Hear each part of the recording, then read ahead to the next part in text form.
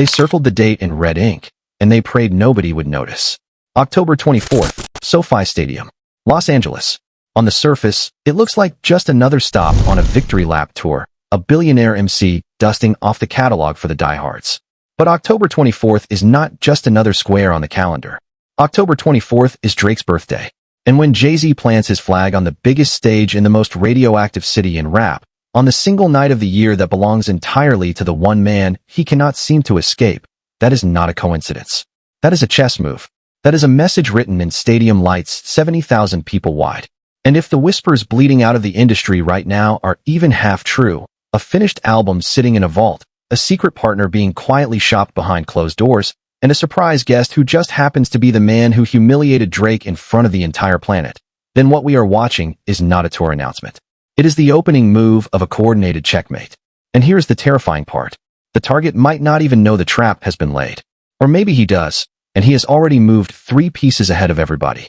Stay with me, because by the end of this video, I am going to show you receipts, numbers, and a timeline that the loudest voices in hip-hop media are either too scared or too compromised to lay out in public. If you are new here, do me one favor before we dive in. Hit the like button right now, drop a comment with your theory, and subscribe, because this channel exists for one reason only. We follow the money, we measure the leverage, and we read the long game hiding underneath every headline. No more warm-up. Open the file. First, the bombshell itself. Jay-Z is officially booked for 2 nights at SoFi Stadium, October 23rd and October 24th. The 23rd is a Friday. The 24th is a Saturday.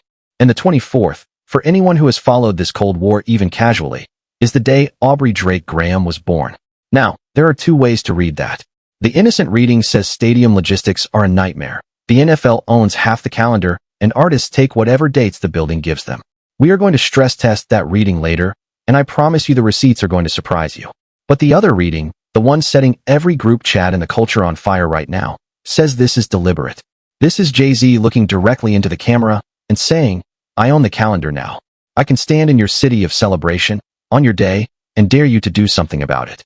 And here is why that reading cannot be dismissed. Because the man who broke this theory wide open is not some random account with 12 followers. It is the loudest microphone in hip-hop media, a man who has functioned as an unofficial press secretary for Drake's side of the board for years. And what he said on his stream should have been the lead story on every outlet in the culture. His thesis is simple, and it is savage. He believes Roc Nation and Jay-Z are laying a trail of cheese for a very specific mouse. Weak freestyles, subliminal jabs, little breadcrumbs of disrespect scattered across the timeline. None of it is meant to destroy Drake on its own. All of it is meant to provoke Drake into doing what Drake has always done. Charging out of the window, guns blazing, names named, direct diss records on the table. Because the second Drake swings first, the machine gets to respond with full moral cover. They get to say, we were minding our business, we were just performing, and he attacked us. That is the bait theory. And before you dismiss it as streamer fan fiction, understand something. The history books are on the side of this theory, and I am about to walk you through every page. Look at the pattern, because the pattern does not lie. When Meek Mill lit the match with those infamous late-night tweets, who fired the first official records? Drake did. Charged up, then back-to-back, a 1-2 combination so clean it is still taught in rap battle clinics a decade later. When Pusha T spent years sprinkling subliminals at Lil Wayne and the whole Young Money empire, and Infrared finally crossed the line, who answered with a aimed, flamethrower of a diss? Drake did, with Duppy. And when Kendrick Lamar stood on that like that verse and declared the big 3 dead, who came back first with a direct, no metaphor needed response record? Drake again, with push-ups. Every single time, across 3 different opponents and 3 different eras, the same man throws the first official punch. He absorbs the subliminal, he counts the disrespect, and then he detonates. So if you are Roc Nation, and you have studied this man the way a front office studies game film, you know exactly what you are doing when you book his birthday in his enemy's backyard. You are not booking a concert. You are ringing a dinner bell. And the theory goes even further, and this is where it gets genuinely wild. The whisper says that if Drake bites, if Drake jumps out of that window the way he always has, then the night of October 24th stops being a nostalgia show and becomes a public execution. Picture it. Jay-Z, middle of the SoFi stage, maybe with a new look, maybe with the chains back on, and suddenly the lights cut, and out walks the one man on earth Drake never wants to share a headline with again. Kendrick Lamar. In Los Angeles. On Drake's birthday. Performing the song that turned a rap battle into a funeral. Not like us, 70,000 voices deep, in the city that adopted it as a second national anthem. If that happens, it would not just be a concert moment. It would be the single most humiliating image of Drake's career, replayed on every screen on Earth for a month straight. But hold on, because this is exactly where I have to break from the loudest voices in the room, and I am going to tell you something the bait merchants do not want you to consider. If Jay-Z actually brings Kendrick Lamar out on that stage while Drake has done nothing but light jabs and stream chatter, Jay-Z loses. Let me say it slower. If Drake keeps this at the level of little shots on a gambling stream, a couple of lines on a guest verse, a laugh on Instagram, and Jay-Z responds by wheeling out the biggest rapper alive to perform a Drake diss anthem on Drake's birthday, then Jay-Z has overplayed his hand in front of the entire world. Think about how it reads to the public. The billionaire, the mogul, the man who is supposed to be above all of this, standing on a 50-yard line stage looking obsessed with a rapper half his age. Battles are not won on wax anymore. They are won in the court of public perception. And in that court, the man who looks pressed is the man who looks smaller. Jay-Z's entire brand right now is altitude. I am richer than this. I am older than this. I am more mature than this. The moment he goes full war mode without provocation, the altitude collapses, and suddenly the storyline flips. The God MC is chasing clout off a younger man's name. That is the one headline Roc Nation cannot afford. So strategically, and I need you to really lock in on this, Jay-Z cannot fire the big weapon first. He can only fire it in response.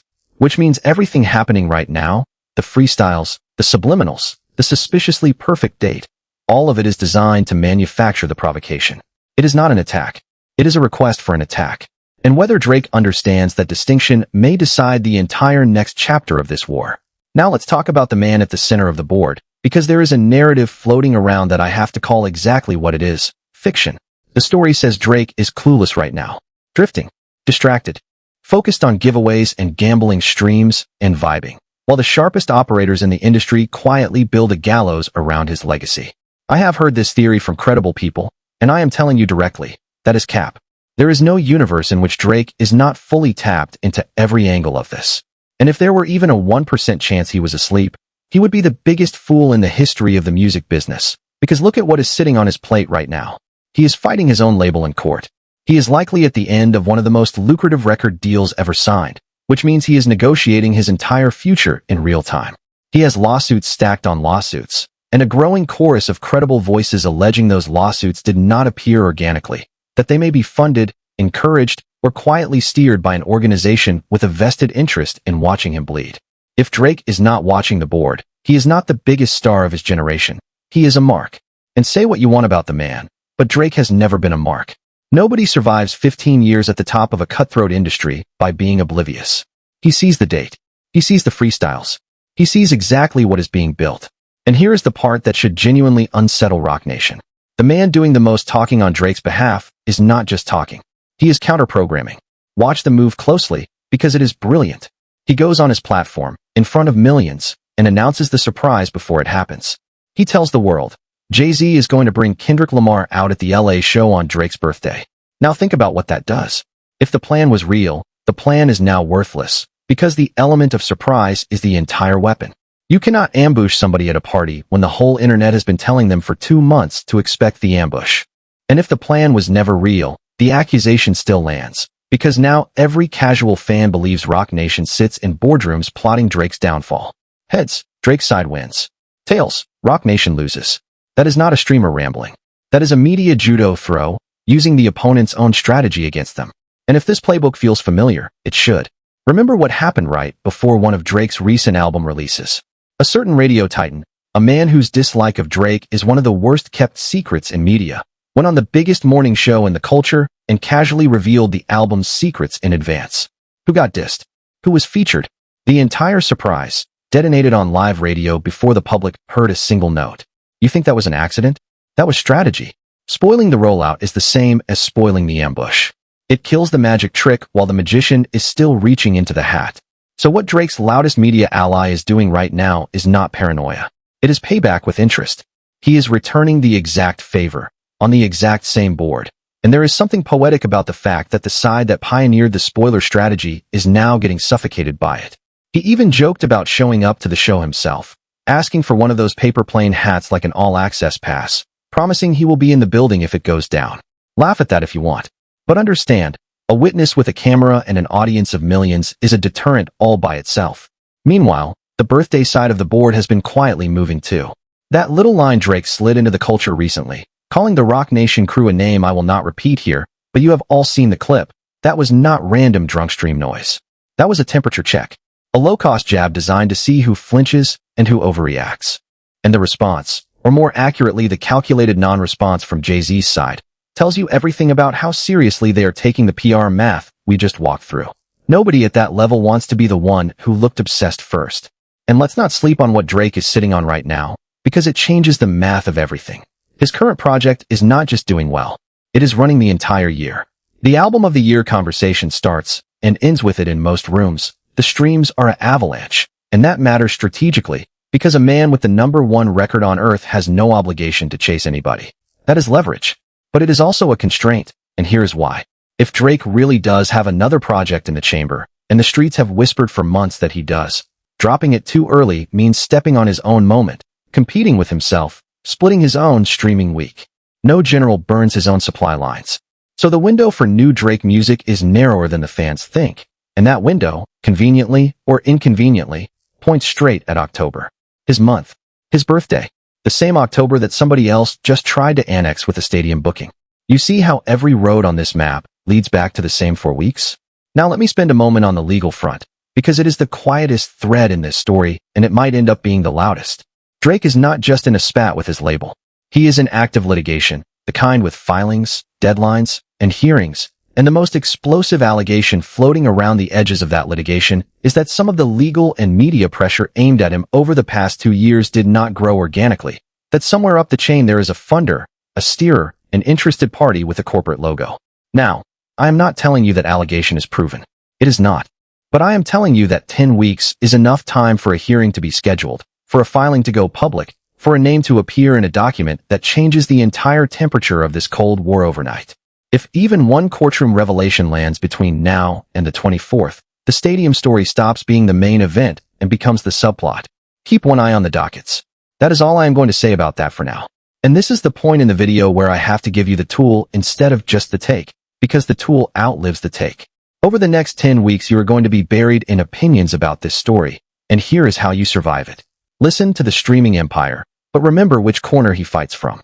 Listen to the radio throne, but remember which institution signs the checks. Listen to the independent executives, the ones with no dog in the fight, because they will tell you what they are actually hearing instead of what they need you to believe. And then, most importantly, do the thing almost nobody does. Check the primary sources yourself. The dates are public. The sales numbers are public. The court filings are public. The flight of this entire story is traceable by anyone willing to spend 20 minutes looking. The loudest voices in this war are betting that you will not look. Prove them wrong. Now, let's get to the engine underneath all of this, the rumor that turns a concert date into a 5-alarm fire. Industry whisperers, including a very plugged-in executive who has been making the podcast rounds, say Jay-Z has an album. Not an idea. Not a few verses. An album. Some versions of the rumors say it is completely finished, mastered, sequenced, sitting in a digital vault. Other versions say it is done creatively, but waiting on something very specific, a partner. A distribution partner. A brand partner, a platform partner, somebody to help launch the thing into orbit. Now, full transparency, because this channel deals in what can be supported. I have heard the album exists. I have not been able to confirm it is finished, and I have not been able to confirm a partner is being shopped. People in my orbit, nowhere near any boardroom, just fans and watchers with decent ears, have heard the same hum. And if people at my distance have heard it, then every major blogger, every big YouTube voice, every media personality with a real contact list has absolutely heard it too. But here is what makes the rumor bulletproof compared to most industry gossip. The circumstantial evidence is stacked to the ceiling. The Alchemist, one of the most credible producers alive and a man with zero reason to fabricate, has said publicly that Jay-Z was working on new music. Jay-Z himself admitted he recorded nearly an entire project and then scrapped it because he did not like how he sounded, because he was in a dark place creatively. That is not a retired man talking. That is a man with the itch. And then there is the lore, and hip-hop historians know exactly what I am talking about. When Jay-Z cuts the hair, music follows. When the chains come back out of the vault, music follows. These are not superstitions. They are patterns with 2 decades of receipts behind them. And right now, every single indicator light on the dashboard is glowing green. He is performing again. He is freestyling again. He is on stages reminding the world who he is. Retired men do not book stadiums in 3 countries. Men with something to sell do. Which brings us to the rollout question, and this is where the economics get brutal. Look at what the rollout has been so far. 3 sold-out nights at Yankee Stadium built almost entirely on nostalgia, the greatest hits, the Legacy Act celebration, a museum exhibit, a takeover of a New York train station, deep, deliberate New York City imagery, reminding you of the borough that raised him. Then Europe, London, Paris. And Paris is not random either. If you know the lore, Jay-Z was photographing himself in front of the Eiffel Tower back in 93, 94, before the world knew his name. That city is a chapter of his mythology. Then Los Angeles, the finale, the October date we have been dissecting. It is a beautiful rollout. It is also a rollout running entirely on memory. And here is the uncomfortable question nobody wants to ask out loud. Is nostalgia alone enough to launch a new Jay-Z album in 2026? Or does a comeback at this altitude require something else, something louder, something with a pulse? Does it require conflict? Because the data on that question is not ambiguous. It is not even close. Beefing with Drake is the single most reliable commercial stimulus in modern hip-hop, and I am going to prove it to you with 3 case studies. Pusha T. The album before the Drake feud did respectable numbers, but the project that landed in the middle of the war sold 77,000 first week, a 93% explosion, and Pusha himself joked about sending Drake an invoice for the boost. Kendrick Lamar. The album before the beef did 295,000. The album after the beef, a surprise release that lost tracking hours, still did 319,000, an 8% jump in the same calendar year. And Meek Mill, 246,000 before the conflict, a brutal collapse during the losing years, and then, the moment he and Drake made peace and stood on the same stage, his next project rocketed right back to 229,000. With Drake, against Drake, it almost does not matter. Proximity to Drake moves the number. That is not an opinion. That is the ledger. Now, does Jay-Z need Drake to sell records? Absolutely not. The man is a walking institution. But is a public conflict with Drake the single fastest way to make a 50-something legend the center of the entire cultural conversation again? To introduce him to a generation that has never seen him in his prime? To make the album a war event instead of a legacy product? You already know the answer. That is not disrespect. That is strategy. That is the best business move on the board, and everyone at that table knows it. And if the executive rumor is true, if Jay-Z needs a partner for this album, then a partner plus a conflict is not just an album launch, it is a stock split. Of course, if you ask Jay-Z's side directly, they will tell you they do not think about Drake at all. Certain radio voices have said exactly that on the record. They do not think about him. He is not a topic. He is not a factor. Maybe that is true. I am just here to report what common sense and a decade of sales data say. What you choose to believe is your call.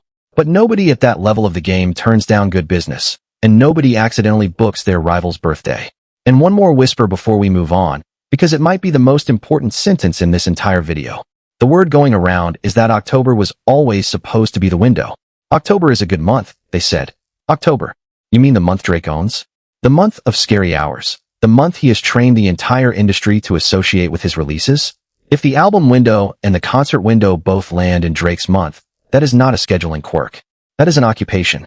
But now I owe you the counter-argument, because I told you I would stress test the innocent reading, and this channel does not flinch when the evidence cuts against the juicy theory. So let's actually do the stadium math. You have 3 nights at Yankee Stadium in July. Nothing in August, which tells you he is either in the studio or staging production for the fall. September is Europe, London, and Paris. Then October, SoFi Stadium, right in the heart of the NFL season. And that matters more than you think, because SoFi is the Rams' house, and when the Rams play at home on Sunday, that building is unavailable, period. So Jay-Z's window shrinks immediately to Fridays and Saturdays. Now look at the October calendar. Bruno Mars has had multiple nights locked down for ages. Tours at that level are routed a year or more in advance. You have back-to-back football weekends eating the middle of the month, Rams one week, Chargers the next. So what is actually left? One Sunday that could maybe work, and then Friday the 23rd and Saturday the 24th. That is it. That is the inventory. So the innocent reading is not crazy. When a stadium books a show, it is not a dinner reservation. It is a 9-figure logistical operation with union crews, staging, insurance, and an NFL team holding the master key. The most likely scenario, if I am being honest with you, is that someone at Rock Nation heard there was a window. The window happened to contain October 24th, and the building said take it or leave it. That is probably how the date was born. But And this is but the size of California. Once that date landed on the desk, nobody in that office looked at Drake's birthday and felt nothing. Of course they noticed. At minimum, it is a bonus. At maximum, it is the entire point. And the truth nobody can prove either way, is probably sitting in the uncomfortable middle, a date that logistics made available and strategy made irresistible. So where does that leave us? 10 weeks out? 10 weeks is an eternity in this war. 10 weeks is enough time for a lawsuit to be dropped or a new one to be filed. Enough time for a hearing that could finally expose who has been funding the noise. Enough time to finish an album, to announce an album, to roll out a single or a feature that changes the whole weather pattern. Enough time for a superstar to quietly sign a new deal and redraw the power map of the entire industry. And enough time for Drake, who I believe has at least one more project in the chamber beyond the albums still dominating this year, to decide whether he wants to drop music into October and claim his own month back. Think about that option for a second. No diss records. No names. Just great music, landing right in the middle of everybody else's plans, flooding the zone so completely that nobody remembers who booked what stadium. A preemptive strike with zero fingerprints. That is how you answer an ambush without ever stepping into it. And what about Kendrick Lamar in all of this? Do I believe something involving Kendrick and Jay-Z is coming? I do. The mutual admiration is on the record, going back years. Kendrick has studied the Roc Nation blueprint so closely that he is literally building his own version of it with PG Lang. There is even an old collaboration between them, the remix that fans have begged to see performed live, that as far as I can tell has never once been done on a stage. Would SoFi be the moment? Maybe. But notice the difference between that and what the bait merchants are selling. Kendrick appearing for a celebration of Los Angeles, for his own city, on his own terms, is one thing. Kendrick being deployed as a weapon on another man's birthday is something else entirely, and it is a deployment that costs Jay-Z the exact thing his entire brand is built on, the appearance of being above the fray. Oh, and one more wrinkle for the chessboard, because the streets never sleep. There is another LA legend, a man who has spent whole summers taking shots at Jay-Z over the years, who also happens to have a long, complicated musical disagreement history in this orbit. If this show becomes a family reunion of everybody who ever had a problem with somebody, SoFi might need extra security. Now, before we zoom all the way out, we have to talk about the third battlefield, the one where this war is actually being fought day to day, and it is not a stage, and it is not a courtroom.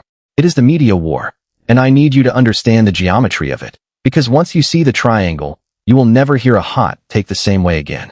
On one corner, you have the streaming empire, the loudest microphone in the culture, a man whose alignment with Drake's side of the board is so consistent that his critics stopped calling him a journalist years ago and started calling him an operative. On another corner, you have the radio throne, the morning show institution that has spent a decade as the establishment's loudest voice, a man whose distaste for Drake is so well documented that even his compliments sound like depositions. And on the third corner, you have the independent voices, the podcast executives, the street-eared YouTubers, the analysts who own nothing to either camp and can therefore say the quiet parts out loud. 3 corners, 3 different masters, and every piece of information you consume about this war arrives to you through one of those filters first. Here's why that matters right now.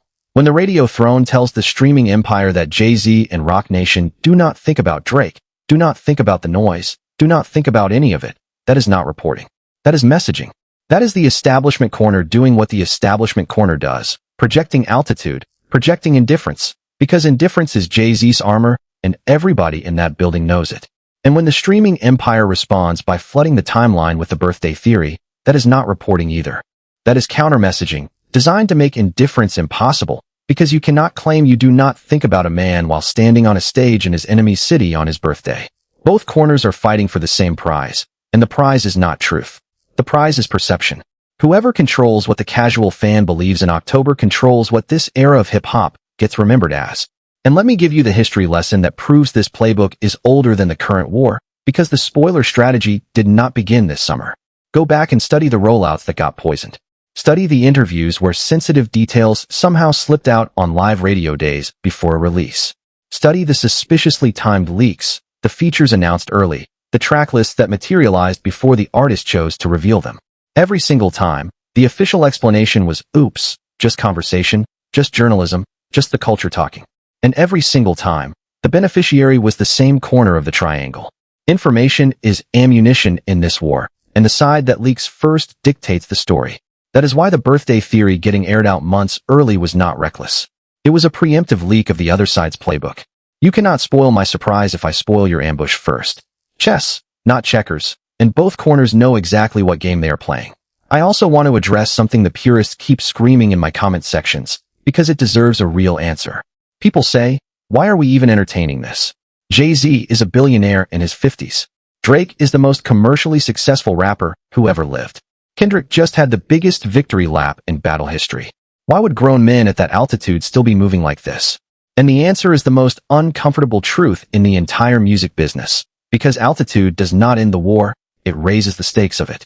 When you are worth 9 figures, you are not fighting over money anymore. You are fighting over the story. You are fighting over whether history remembers you as the god or as the guy who got tested in his final act. Legacy is the last currency at that level, and every one of these men can feel the historians warming up their pens. Jay-Z does not want his closing chapter to read that he dodged the biggest commercial force of the next generation. Drake does not want his to read that the industry united against him and he went quietly. And Kendrick has already banked his chapter, which is exactly why he can afford to be the calmest man on the board. The man with nothing to prove is the most dangerous guest star imaginable. And while we are here, let me plant the first question I want fighting in the comments, because I genuinely do not think there is a right answer. If the album is real, and the partner search is real, and the dates are real, who is actually the hunter, and who is the hunted? The case for Drake as prey is obvious: surrounded, sued, celebrated enemy, walking into a trap season. But the case for Drake as the hunter is sitting right there in the sales data we just walked through. Every opponent who engaged him got elevated. Every single one. So ask yourself, if conflict with Drake is the most reliable commercial stimulus in the genre, who benefits more from October? The man who booked the stadium, or the man whose birthday gave the stadium its meaning? Hold that thought. We are coming back to it.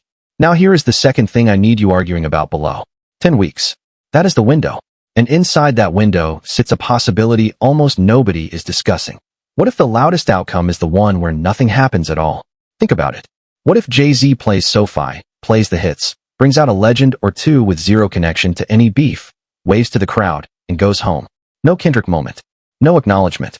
Just a flawless, boring, bulletproof show. To the casual fan, that is a nothing burger.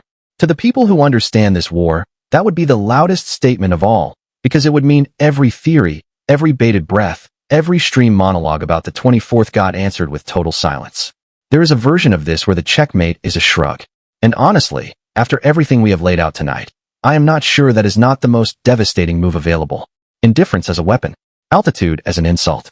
But, and you knew there was a but, silence has a price too. Because if the 24th comes and goes quietly, then the man holding the October window with a finished album loses the loudest launchpad he will ever get. Stadium tour footage fades.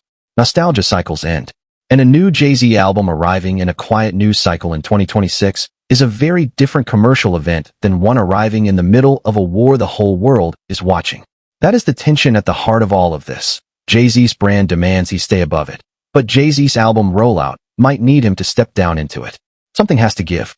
Somebody has to blink. And the entire industry is standing around the table waiting to see which legend flinches first.